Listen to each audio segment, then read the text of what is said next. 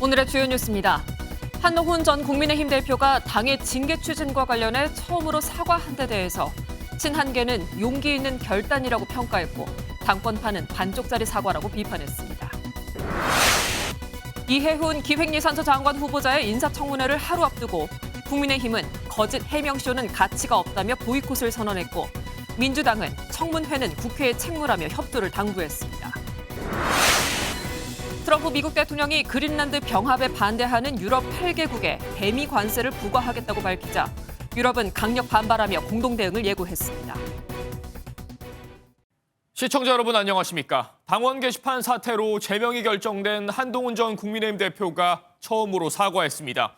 이 영상에 직접 출연해 상황이 여기까지 오게 된 것에 송구한 마음이라고 밝힌 겁니다. 하지만 징계에 대해선 명백한 조작이자 정치 보복이라고 밝히는 등 당내 갈등의 불씨는 여전한 상황입니다. 오늘 첫 소식 오지혜 기자가 보도합니다. 저에 대한 징계는 한동훈 전 대표가 SNS에 직접 올린 영상입니다. 8문장, 2분 분량에는 첫 사과 메시지가 담겼습니다. 당원 게시판 사태로 국민의힘 윤리위원회에서 제명된 지 닷새 만입니다. 상황이 여기까지 오게 된 것에 대해서 당을 이끌었던 책임 있는 정치인으로서 송구한 마음입니다. 다만 징계에 대해서는 정치 보복이라는 점을 분명히 했습니다. 당권으로 정치 보복해서 저의 당적을 박탈할 수는 있어도 제가 사랑하는 우리 당의 정신과 미래는 박탈할 수 없습니다. 특히 지방선거를 언급하며 짧게 한숨을 쉬었는데 낮은 자세를 취하며 지지층 결집을 하겠다는 계산이 깔려 있는 것으로 보입니다. 당내에선 한 전 대표의 사과 영상을 놓고 상반된 반응이 나오고 있습니다. 친한계 의원들은 당을 정상화하는 데 밑거름이 되길 바란다고 평가했지만 장동혁 대표 측 인사들은 여론이 불리하니 사과하는 척만 했다며 평가절하했습니다. MBN 뉴스 오지혜입니다. 한 전 대표가 사과했지만 장동혁 국민의힘 대표는 별다른 입장은 밝히지 않은 채 나흘째 단식을 이어가고 있습니다. 장 대표는 자필 입장문까지 써가며 민주당을 향해 쌍특검 수용을 촉구하고 있는데 민주당은 목숨까지 걸리리냐며 최대한 자극하지 않는 분위기입니다. 계속해서 최돈희 기자입니다. 자유와 법치를 끝까지 지켜내겠다. 내가 먼저 쓰러지면 안 된다. 단식 나흘째, 장동혁 국민의힘 대표가 SNS에 잇따라 밝힌 입장입니다. 악화되는 건강 상태에도 쌍특검 수용을 촉구하는 민주당을 향한 압박은 더욱 거세졌습니다. 국민의힘도 당대표 단식 투쟁에 힘을 싣는 동시에 대여 투쟁에 당력을 모으고 있습니다. 송원석 국민의힘 원내대표는 통일교와 공천원금 같은 중대한 비리 의혹을 밝히는 건 지극히 상식적인 요구라며 쌍특검 수용을 거듭 촉구했습니다. 국정기조 전환의 시작은 통일교 특검, 더불어민주당 공천 뇌물게이트 특검, 쌍특검 수용에서 시작될 수 있습니다. 단식이 장기화될 조짐을 보이자 민주당은 목숨을 걸 만한 사안이냐며 안타깝다고 했습니다. 앞서 비겁한 책임 회피용 정치쇼라는 격앙된 반응과 달리 자제한 모습입니다. 그러면서 정청래 대표의 단식장 방문 가능성도 언급했습니다. 정청래 대표도 때가 되면 아마 그런 단식장을 방문하는 그런 사람으로서의 어떤 도리 이런 것들은 하실 기회가 있지 않을까? 쌍특검을 고리로 개혁신당과의 연대가 가시화되는 만큼 범야권을 자극하지 않으려는 의도로 보입니다. 하지만 쌍특검을 둘러싼 야2당과 여당 간의 입장차가 여전해 냉랭해진 정국이 해소될 기미는 보이지 않고 있습니다. MBN 뉴스 최돈희입니다.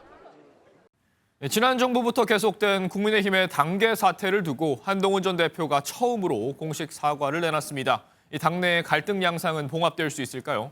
국회 출입하는 정예린 기자와 얘기 나눠보겠습니다. 네, 정 기자, 우리가 오늘 한 전 대표의 메시지를 보면 이 상황이 여기까지 오게 되는 것에 대해서 송구하다 이렇게 밝혔습니다. 그러니까 이걸 두고 이 당원 게시판 사태를 직접 지칭한 거다 이렇게 봐도 되겠습니까? 네, 오늘은 국민의힘 윤리위원회에 한 전 대표에 대한 제명 결정이 나온 지 닷새째인데요. 한 전 대표는 메시지에서 당원 게시판 사태에 대해 사과한다는 직접적인 언급은 없었습니다. 그렇죠. 하지만 상황이 여기까지 오게 된 것, 그리고 또 국민과 당원에게 걱정을 끼친 것에 대해 송구하다고는 밝혔습니다. 사실상 이 사태로 오랜 기간 동안 당이 시끄러워졌던 것에 대해서 책임지고 가겠다는 뜻으로 해석됩니다. 다만 이 징계에 대해서는 명백한 조작이자 정치 보복이라는 강경한 입장을 이어갔습니다.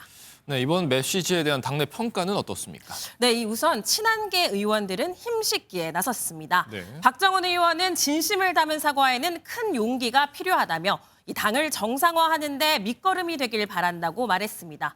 또 다른 친한계 의원도 국민에게 마음을 전하는 것이 제일 중요하다며 당내 의원들도 한 전 대표를 달리 보는 계기가 되길 바란다고 했습니다. 반면 사과로 볼 수 없다는 지적도 있습니다. 당내 한 초선 의원은 조작했다는 사족이 붙으니 사과로는 안 보인다고 말했습니다. 네, 당내 반응을 보더라도 이 당내 갈등의 불씨는 여전한 것 같은데 어찌됐든 사과는 했습니다. 그렇다면 장동혁 국민의힘 대표와 어느 정도 좀 화해하는 모습이 그려질 수도 있을까요? 일단 한 전 대표가 한 발 내디뎠다는 평가는 나오고 있습니다. 장 대표의 단식이 나흘째 지속되고 있다는 점이 한 전 대표가 입장을 발표한 데도 영향을 줬을 거란 분석도 나오고 있고요. 네. 지난 15일 의원총회에서는 친한계뿐만 아니라 중진 의원들까지 문제를 키울 것이 아니라 정치적으로 풀자고 했거든요.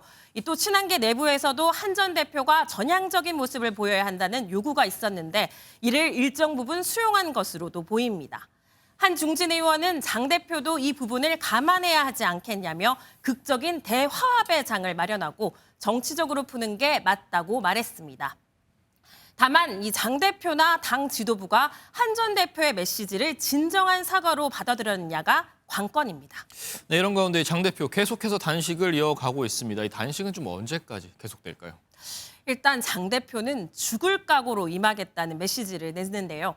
장 대표는 현재 수액 공급 권유에도 견뎌보겠다며 거부한 상태라고 합니다. 최보윤 수석 대변인도 절박함과 진정성을 보이려면 결국 목숨까지 걸어야 할 만큼의 결단밖에 없다고 아주 단호하게 말하기도 했습니다. 결국 정부 여당의 화답만이 장 대표의 단식을 멈출 수 있을 거라는 분석이 나오는데요. 네. 일단 청와대는 국민의힘의 영수회담 제안에 아직 반응이 없습니다. 민주당도 장 대표의 건강이 걱정된다면서도 정청래 대표의 방문 등은 정해지지 않았다는 입장인 만큼 이번 단식의 끝을 예측하기는 힘든 상황입니다. 네, 여기까지 듣겠습니다. 정예린 기자였습니다. 이해훈 기획예산처 장관 후보자의 인사청문회가 하루 앞으로 다가온 가운데 국민의힘이 전면 보이콧을 선언했습니다. 민주당은 청문회는 국회의 헌법적 책무라며 설득에 나섰습니다. 신영빈 기자입니다. 국민의힘 소속 국회 재정경제기획위원들이 기자회견을 열고 이해훈 기획예산처 장관 후보자 인사청문회를 전면 거부하겠다고 선언했습니다. 빈 껍데기 자료만 앞세워 과거 세탁에만 급급한데 맹탕 청문회를 한들 누가 후보자 답변에 고개를 끄덕일 수 있겠습니까? 지난 16일 이미자 재경위원장이 자료 제출 미흡을 이유로 보이콧을 선언한 데 이어 다시 한번 청문회 불가 입장을 밝힌 겁니다. 국민의힘은 공직 후보자와 가족이 개인정보 미동의를 이유로 자료 제출을 거부하지 못하게 하는 이해훈 방지법까지 발의하며 압박 수위를 높였습니다. 이재명 대통령이 통합을 명분으로 보수 야당 출신 장관 후보자를 전격 발탁했지만 보좌진을 향한 폭언부터 아파트 부정 청약까지 의혹이 끊이지 않는 상황. 지명 철회를 요구하는 야당의 공세에도 청와대는 후보자가 국민 눈높이에 맞는 답변을 할 것이라며 청문회 진행 방침을 재확인 했습니다. 이에 따라 여당 간사인 정태호 의원이 사회를 맡는 민주당 단독 청문회 가능성도 거론되지만 민주당은 청문회는 국민을 대신하는 국회의 헌법적 책무라며 우선 국민의힘 설득에 나섰습니다. 민주당의 한 재경위원은 MBN에 이미자 위원장이 회의를 열었다가 정회하면 법적으로 단독 개최가 어렵고 설령 가능해도 모양새가 좋지 않다고 전했습니다. 하루도 채 남지 않은 이해운 후보자 인사청문회는 시작도 하기 전부터 여야가 맞차름을 내고 있습니다. MBN 뉴스 신영빈입니다. 청와대 신임 정무수석 비서관에 홍익표 전 민주당 원내대표가 임명됐습니다. 우상호 정무수석의 지방선거 출마로 후임자를 뽑은 건데 청와대 참모들의 출마는 계속될 전망입니다. 서남빛 기자가 보도합니다. 사의를 표명한 우상호 청와대 정무수석 자리에 홍익표 전 더불어민주당 원내대표가 합류합니다. 국회의원 시절 갈등과 대립은 타협과 합의로 해결해야 한다는 신념하에 관용과 협업의 정치를 지속적으로 실천해온 분입니다. 홍 전 원내대표는 민주연구원장과 정책위 의장, 문화체육관광위원장 등을 지낸 삼선 의원 출신으로 이재명 대통령이 당대표였을 때 원내대표를 지냈습니다. 공식 업무는 오는 20일부터 시작합니다. 우 수석은 6.3 지방선거에서 강원도지사 출마를 준비하는 걸로 알려졌습니다. 특히 각 정당의 지도자 및 관계자 여러분들께서 잘 대해 주시고 협조해 주셔서 또 대화와 소통이 끊기지 않고 진행되었다는 점이 가장 큰 보람으로 생각을 합니다. 정무수석 교체는 청와대 참모진 교체 신호탄이 될 걸로 보입니다.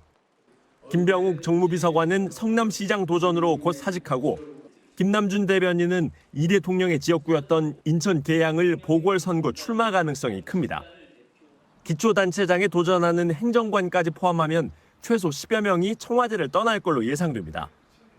이외에도 강훈식 비서실장의 충청 차출론, 김용범 정책실장의 호남 차출론도 계속 나오고 있습니다. 지방선거 준비로 나가는 참모진들로 인해 상당한 폭으로 청와대 개편이 있을 것으로 전망됩니다. MBN 뉴스 서남희입니다. 강선 의원에게 1억 원의 공천 헌금을 건넨 혐의를 받는 김경 서울시 의원이 세 번째 경찰 출석에선 작심 발언을 내놨습니다. 당사자들의 진술이 모두 엇갈리는 가운데 의혹의 중심에 선 강 의원은 모레 첫 경찰 출석을 앞두고 있습니다. 보도에 심동욱 기자입니다. 굳은 표정으로 경찰에 출석한 김경 서울시 의원. 죄송하다는 말만 했던 1, 2차 소환조사 때와는 달리 이번 3차 조사를 앞두고는 작심한 듯 발언을 이어갔습니다. 제가 하지 않은 그런 진술 그리고 추측성 보도가 너무 난무하고 있는 것 같습니다. 개인적으로 상당히 안타깝게 생각합니다.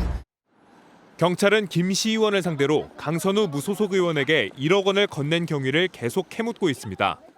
김 시 의원은 강 의원의 보좌관이었던 남모 씨가 강 의원과의 만남을 주선하며 공천 헌금을 제안했고 세 사람이 모인 자리에서 강 의원에게 직접 돈을 건넸다고 진술했던 것으로 알려졌습니다.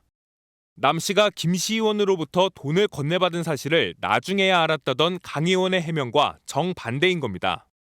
남 씨는 경찰 조사에서 세 사람이 함께 만났던 사실은 인정했지만 자리를 비웠다 돌아온 뒤 강 의원의 지시대로 차에 물건만 실었다고 진술한 것으로 알려졌습니다. 이처럼 1억 원 전달 상황을 놓고 진술이 모두 다르지만 금품이 오간 시점이 3년 넘게 지난 상황이라 CCTV 영상 등 물증 확보는 쉽지 않습니다. 이에 경찰은 공천헌금 의혹의 정점인 강 의원 조사를 앞두고 김 시 의원과 남 씨를 불러 두 사람의 진술을 맞춰보는 것으로 알려졌습니다. 경찰은 오는 20일 강 의원을 불러 조사하는 한편 정확한 사실관계를 파악하기 위해 대질 신문도 검토 중입니다. MBN 뉴스 심동욱입니다. 사건 사고 소식으로 넘어갑니다. 오늘 새벽 경기도 광명 서해안 고속도로에서 차량 7대가 연쇄적으로 추돌했습니다. 그리고 충남 공주의 어린이 보호구역에선 60대 운전자가 몰던 차량이 인도로 돌진해 10살 된 어린이가 다리가 부러지는 중상을 입었습니다. 김영현 기자입니다. 고속도로를 달리던 SUV가 앞서가던 화물차를 그대로 들이받습니다. 사고 충격으로 중앙분리대를 들이받은 SUV는 방향을 잃은 채 멈춰섭니다. 이후 뒤따르던 차량들이 SUV를 들이받고 또 다른 차량이 사고 현장을 덮칩니다. 경기 광명시 서해안고속도로 금청 곡가교 인근에서 차량 7대가 연쇄 추돌했습니다. 이 사고로 운전자 2명이 경상을 입고 병원으로 옮겨졌습니다. 사고 당시 SUV 운전자는 음주나 약물을 복용한 상태는 아닌 것으로 확인됐습니다. 승용차 앞부분이 건물 내부에 들어가 있고 주변에서 소방대원들이 분주히 움직입니다. 어제 오후 12시 50분쯤 충남 공주시의 한 삼거리에서 60대 여성이 몰던 승용차가 앞 차량을 들이받은 뒤 인도를 넘어 상가 건물로 돌진했습니다. 사고 충격으로 유리창이 산상조각나 지금은 이렇게 나무판으로 임시 조치해놓은 상태입니다. 아범죄 차량이 속도를 못 줄이고 앞차를 잡고 심하게 찡겨져서 저 가게로 돌진했. 사고 현장은 어린이 보호구역으로 길을 걷던 10살짜리 아이가 차에 치여 다리가 부러졌고 운전자를 포함한 3명은 경상을 입었습니다. 경찰 조사에서 운전자는 급발진을 주장한 것으로 알려졌습니다. 오늘 오전 11시 10분쯤 경남 김해시 불암동의 한 내리막길에서 재활용품 수거 차량이 전신주를 들이받고 주택 지붕으로 떨어졌습니다. 다행히 주택에는 사람이 없어 차량에 탑승하고 있던 운전자만 부상을 입었습니다. MBN 뉴스 김영현입니다. 일본군 위안부 피해자를 상징하는 평화의 소녀상에 검은 비닐봉지를 씌우는 등 최근 모욕행위가 벌어지면서 경찰이 수사하고 있습니다. 이재명 대통령도 분노를 나타냈습니다만 소녀상을 훼손하고 모욕을 해도 법적 처벌은 쉽지 않다고 합니다. 조성우 기자가 취재했습니다. 입에 담기 힘든 문구가 적힌 플랜카드와 피켓을 든 단체. 위안부 피해자들을 모욕하는 발언도 이어갑니다. 내가 위안소에서 인기가 있었다! 최근 소녀상 훼손과 모욕행위가 잇따르자 이재명 대통령도 나서 얼빠진 사자 명예훼손이라고 강하게 비판했습니다. MBN 취재진이 만난 시민들의 생각도 이 대통령과 다르지 않았습니다. 그렇게 훼손을 하면은 그분들 심정도 그렇고 그걸 보고 있는 저희들도 많이 안타깝고 그분들의 역사를 없애는 것과 똑같다고 생각을 해서 그것에 대해서는 저는 좀 속상하고 좀 화가 나는. 시민들의 분노는 이렇게 커지고 있지만 현행법상 이들을 처벌하기란 현실적으로 쉽지 않은 상황입니다. 실제 경찰은 소녀상을 훼손한 김병헌 위안부법 폐지 국민행동 대표를 입건하긴 했지만 처벌까지 이어지긴 어렵다는 관측이 나옵니다. 사자 명예훼손이나 모욕죄는 친고죄라 유족이나 본인이 직접 고소해야 하는데 위안부 피해자 대부분이 세상을 떠났고 유족을 찾기도 힘들어 처벌 요건을 갖추기 어렵기 때문입니다. 친고죄가 아닌 명예훼손 혐의를 적용하더라도 상황은 마찬가지입니다. 지난 2019년 위안부는 매춘이라는 발언을 했다 재판을 받은 류석춘 전 교수에 대해 법원은 위안부 피해자 전체에 관한 표현에 해당해 피해자가 특정되지 않는다며 무죄를 선고하기도 했습니다. 결국 위안부 피해자들과 같이 특정 피해자들에 대해서 제3자도 고발할 수 있는 사자 명예훼손 예외 조항을 두는 등의 법 개정이 필요하다는 지적도 나옵니다. 국민들이 느끼는 그 불쾌감도 분명히 보호해야 될 법이기 분명하기 때문에 친고죄가 아니라 고발을 통해서도 형사처벌될 수 있도록. 위안부 피해자 명예훼손 등을 처벌하는 법안이 국회 문턱을 넘지 못하는 사이 위안부 피해자는 이제 6명만 세상에 남았습니다. MBN 뉴스 조성우입니다. 추가로 들여다볼 사건 소식들 정리해보겠습니다. 사회부의 김태희 기자와 함께합니다. 자, 먼저 어떤 사건인지 보죠. 청도 소싸움이네요. 어떤 점에서 논란이 되고 있나요? 네, 매년 이맘때쯤이면 경북 청도에서는 주말마다 소싸움 경기를 시작합니다. 속길이 맞붙여 승패를 가리는 건데요. 올해 24일 개장을 앞두고 동물단체들이 개장을 멈춰야 한다고 반발하고 있습니다. 동물단체 반발이라면 동물학대 문제가 아닐까 싶은데요. 네, 사실 속길이 뿔이 맞부딪히는 경기다 보니까 동물학대 문제는 꾸준히 제기돼 왔거든요. 실제 뿔이 부러진 상태로 20분 넘게 경기가 이어진 사례도 확인됐고요. 경기에 참여한 대부분의 소가 근육과 관절에 질환을 앓고 있는데 진통제를 투여해 억지로 경기에 출전시킨다는 폭로도 나왔습니다. 이렇게 학대 의혹도 있고 이번에는 청도공사의 비리 의혹까지 함께 터졌다면서요? 네, 저희가 최근 녹색당 대구시당이 공개한 보고서를 확인했는데요. 일단 공사 내부자 부친이 소를 출전시켜 상금을 챙긴 의혹도 제기됐고요. 일부 관계자들은 대진표 정보를 이용해 승패를 예측한 족보를 만들어 공유했고 불법 배팅으로 이어졌을 가능성도 나옵니다. 이게 매년 청도군한테 매년 50억에서 60억을 받아서 운영을 하거든요. 자기들 입속만 챙기는 거죠. 이건 고양이한테 생선 맡긴 꼴이죠. 도축된 소를 마치 살아있는 것처럼 바꿔 출전시켰다는 의혹도 제기됩니다. 그럼 제대로 대회 운영이 될까 싶은 생각이 드는데 이 대회를 관리하는 곳이 농림축산식품부잖아요. 공식 입장이 나왔습니까? 네, 농림축산식품부는 일단 대회를 예정대로 진행하기로 했습니다. 다만 논란이 커지자 싸움소 등록 정보와 청도공사 운영 실태를 조사하겠다고 밝혔습니다. 위반 사항에 대해서도 엄정 대응하겠다고 했는데 이번 실태 조사가 실효성이 있을지는 지켜봐야겠습니다. 알겠습니다. 자, 다음 사건으로 넘어가 보도록 하죠. 키워드 봅니다. 강도는 어디에? 이건 어떤 내용인가요? 네, 지난 1일 낮 경찰에 다급한 신고가 접수됐습니다. 이 신고자는 남편이었는데요. 집에 혼자 있는 아내에게 모르는 남자가 찾아와 문을 두드린다 이런 내용이었습니다. 생각만 해도 좀 위급해지는데 경찰이 바로 출동을 했겠네요. 네, 그렇습니다. 경찰이 출동하자 50대 아내는요. 강도가 30만 원을 가져갔다고 진술했습니다. 네. 손목을 운동화 끈으로 묶고 돼지 저금통을 깨서 돈을 가져갔다고 구체적인 상황도 묘사했는데요. 그런데 경찰이 주변 CCTV를 확인해서 범인잡기에 나섰지만 용의자로 볼 만한 사람이 전혀 없었습니다. 아니 그렇다면 강도가 있었는데 없었다는 얘기가 되는 거잖아요. 어떻게 된 일인가요? 네, 바로 아내 A씨의 자작극이었습니다. 허위 신고였던 거죠. 남편 몰래 저금통에 있는 돈을 꺼내 자녀 용돈으로 주려고 했던 건데요.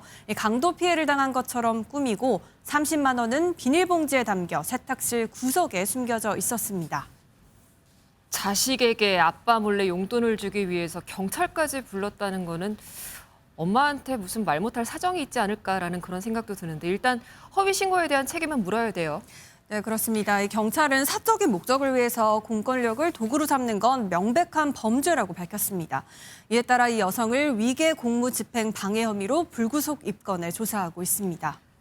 네, 여기까지 듣겠습니다. 지금까지 사건 추적의 김태희 기자였습니다. 그린란드를 향한 트럼프 대통령의 야욕이 더욱 노골화되고 있습니다. 덴마크를 비롯해 독일, 프랑스, 영국 등 병합에 반대하는 유럽 국가들의 관세를 부과할 수 있다고 밝힌 지 단 하루 만에 실제 행동에 나선 겁니다. 유럽은 용납할 수 없다며 공동 대응을 시사한 가운데 77년 역사의 미국과 유럽의 안보 동맹 나토가 분열될 수 있다는 위기감이 나옵니다. 이상엽 기자의 보도입니다. 그린란드는 파는 게 아니다. 미국인들은 돌아가라라고 적힌 팻말과 현수막이 보입니다. 눈이 내린 영하의 날씨 속에서도 5천 명, 그린란드 전체 인구 10%에 달하는 시민들이 처음으로 대규모 반미 시위에 나선 겁니다. We are not interested in being Americans. 트럼프 미국 대통령은 반미 시위에 아랑곳하지 않고 관세 폭탄을 예고했습니다. SNS를 통해 덴마크와 프랑스 등 유럽 8개 나라에 다음 달 1일부터 10%, 6월부터는 25%의 관세를 부과하겠다고 발표했습니다. 이번 관세는 그린란드 매입 합의가 이뤄질 때까지 부과됩니다. 해당 8개 나라는 트럼프 대통령이 그린란드를 병합하겠다고 위협하자 훈련을 이유로 병력을 파견한 국가들입니다. I thought this day could not get any worse, but it just did. I am actually quite more shocked than I was before. 유럽은 관세 위협은 받아들일 수 없고 특히 나토 동맹에 관세를 부과하는 것은 잘못이라며 강력하게 반발했습니다. 미국과 유럽의 나토 동맹이 흔들릴 것이란 우려 속에 유럽연합은 조만간 긴급 회의를 열어 대응 방안을 논의할 예정입니다. MBN 뉴스 이상엽입니다. 이란의 최고 지도자 하메네이가 반정부 시위에서 수천 명이 숨졌다고 처음 인정했습니다. 하지만 그 책임은 트럼프 대통령에게 돌렸는데요. 하메네이를 병든 사람이라고 맹비난한 트럼프 대통령, 이제는 새 지도자를 찾을 때라며 정권 교체를 시사했습니다. 윤기란 기자가 전합니다. 이란 최고 지도자 하메네이는 연설을 통해 대규모 반정부 시위에서 수천 명이 숨졌다고 밝혔습니다. 수천 명 사망에 대해 이란 당국이 공개적으로 인정한 건 이번이 처음입니다. 하메네이는 모든 책임이 미국 대통령에게 있다며 그가 직접 반란에 개입해 발언하고 위협했으며 반란자들을 부추겼다고 비난했습니다.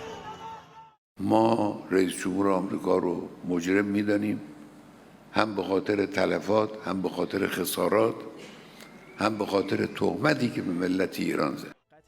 하메네이는 미국의 목표가 이란을 군사와 정치, 경제 지배 아래 놓고 이란을 삼키는 것이라고 덧붙였습니다. 자신에 대한 공개 비판에 트럼프 대통령은 곧바로 이란 정권 교체로 맞받아쳤습니다. 트럼프 대통령은 미국 정치 전문 매체와의 인터뷰에서 이제는 이란에서 새로운 지도자를 찾을 때라고 밝혔습니다. 그러면서 하메네이가 한 국가의 지도자로서 나라를 완전히 파괴하고 전에 없던 수준의 폭력을 사용하는 죄를 저질렀다고 규탄했습니다. 하메네이가 병든 사람이라고 말한 트럼프 대통령은 형편없는 리더십 때문에 이란은 세계 어느 국가와 비교해도 가장 살기 어려운 국가라고 맹비난했습니다. MBN 뉴스 윤기란입니다.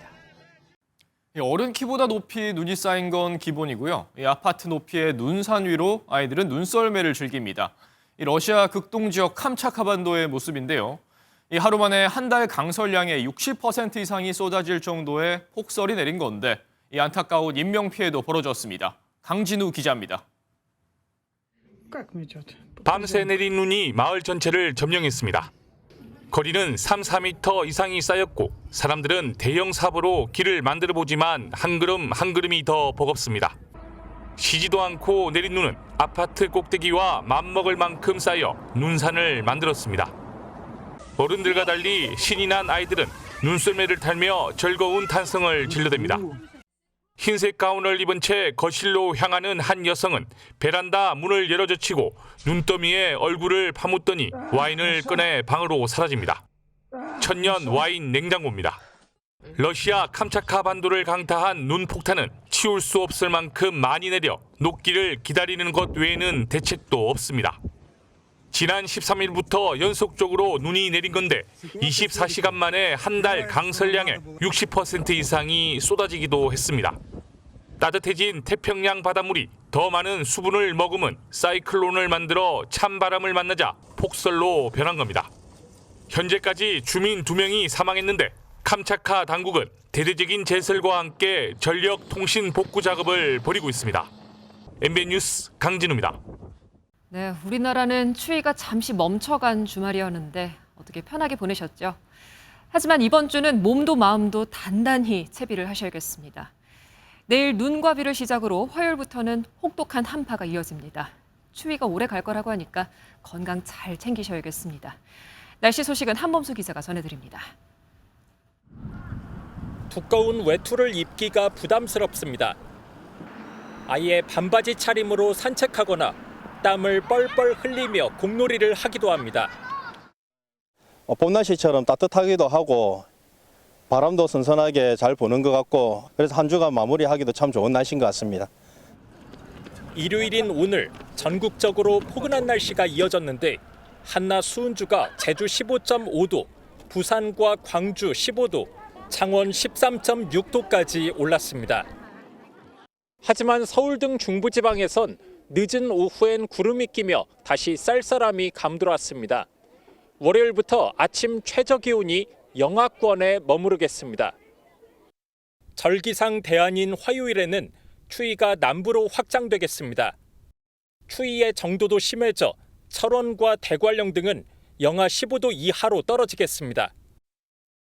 현재 북극 베링해에서 한반도까지 고기압 능선이 뻗어 있는데 이로 인해 찬 공기가 빠져나가지 못해 강추위가 기승을 부리는 것입니다.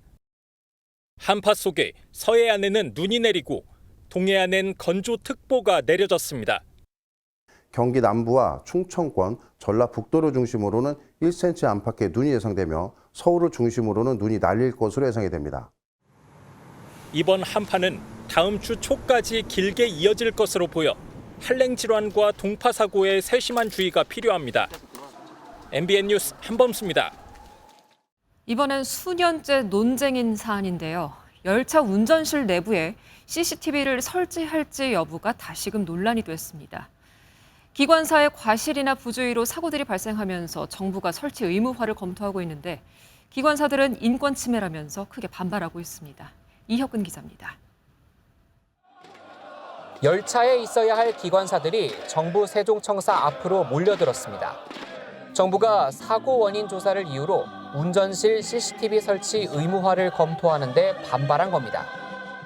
사고 원인 떠넘기는 감시 카메라 철회해라! 이미 블랙박스가 설치돼 있어 사고 조사에 공백이 없는데 기관사들의 인권만 침해할 수 있다고 비판의 목소리를 높였습니다.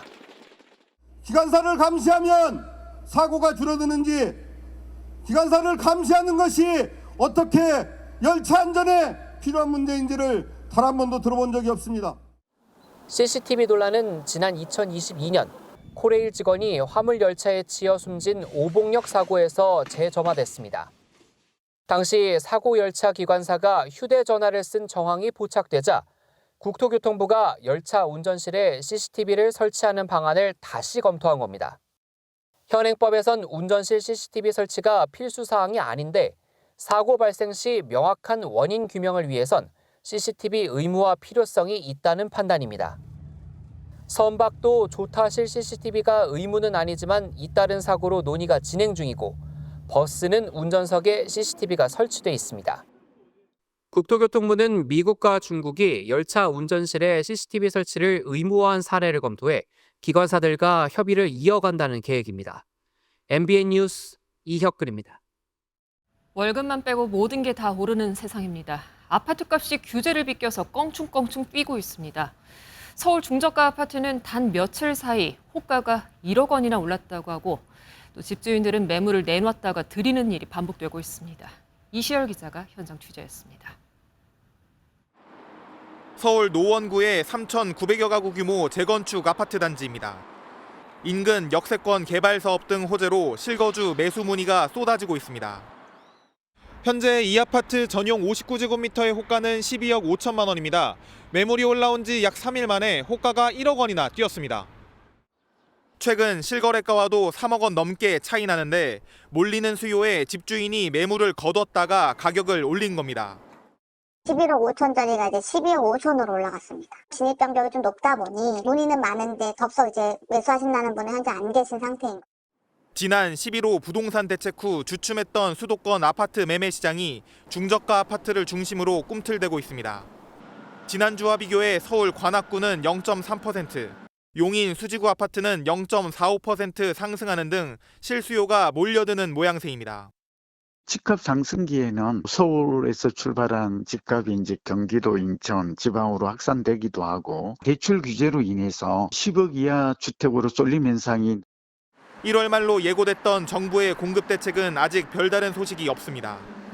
기준금리마저 동결된 가운데 오르는 아파트값을 잡기 위한 정부의 고민은 더 깊어질 전망입니다. MBN 뉴스 이시열입니다. 주식시장에선 이번 주 코스피가 5천선을 돌파할지 관심이 큽니다. 단 160포인트만을 남겨두고 있는데 오름세가 반도체와 대형주 위주로 쏠린 만큼 양극화가 심한 상황이고요. 또 5천선 돌파까지는 변수도 남아 있습니다. 장동건 기자입니다. 올해 들어 11거래일 연속 상승 마감한 코스피.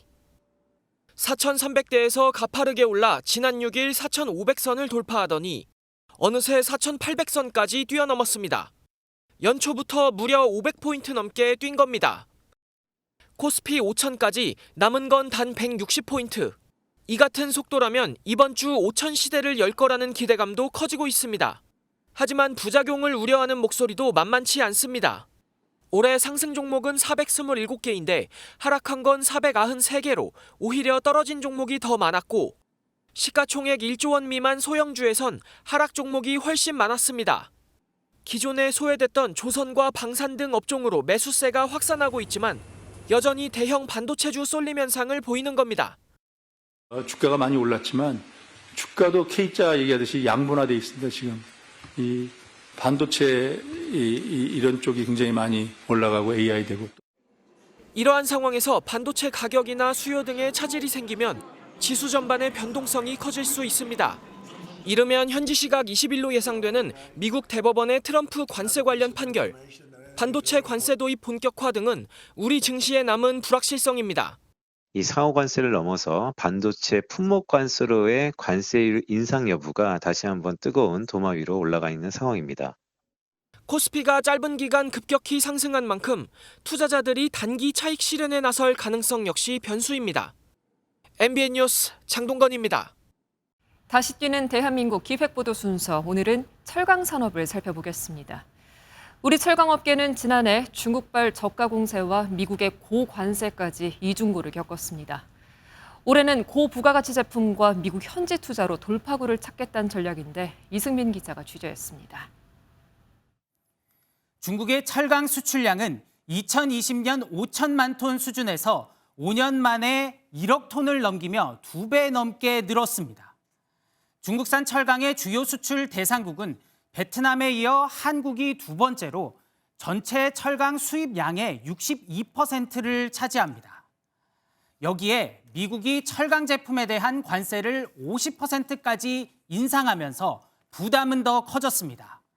올해는 캐나다와 유럽연합 역시 철강에 대한 관세 인상을 예고한 상태입니다. 거센 도전에 직면한 우리 철강업계의 돌파구는 없을지 직접 광양제철소에 가봤습니다. 시뻘건 쇳물이 화염을 뿜으며 쏟아집니다. 철광석과 고철을 녹여 만든 쇳물이 강철로 다시 태어나는 순간입니다. 제 뒤로는 280톤의 쇳물이 전로로 들어가고 있습니다. 전로 안에서는 1600도의 고온에서 불순물을 제거하게 됩니다.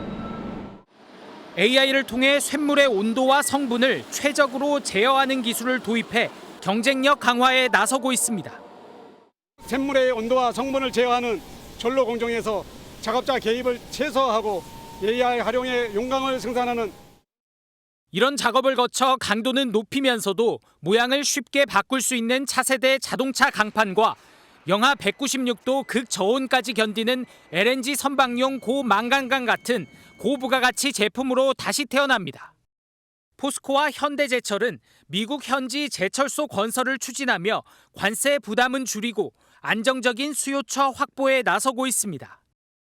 고부가 어떤 친환경 제품으로의 전환과 생산 설비 조정 그리고 신규 수요 시장 창출에 역점을 둬야 할 것으로 생각이 됩니다.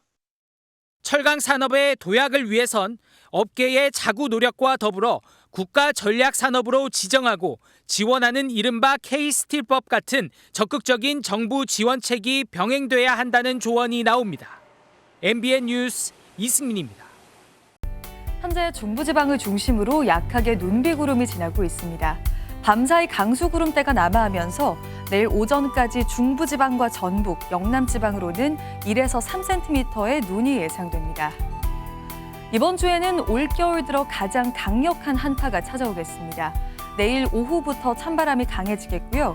본격적인 한파는 절기 대한인 화요일부터 시작되겠습니다. 서울 아침 기온이 영하 13도까지 떨어지겠고 지속 기간도 일주일가량으로 길겠습니다. 추위 대비 단단히 해주셔야겠습니다. 동해안을 따라서는 여전히 건조주의보가 발효 중입니다. 내일 오후부터는 바람도 강하게 불 것으로 보입니다. 화재와 안전사고에 주의하셔야겠습니다. 자세한 지역별 내일 기온입니다. 내일 중부지방 아침 기온은 서울이 영하 3도로 출발해서 한낮에 영하 1도에 머물겠습니다. 남부지방 낮 기온도 전주가 2도, 부산 10도로 오늘보다 4도에서 많게는 10도가량 낮겠습니다. 이번 한파는 오는 주말까지 길게 이어지겠습니다. 주 중반부터 호남 지방을 중심으로는 강하고 많은 눈이 예보됐습니다. 날씨였습니다.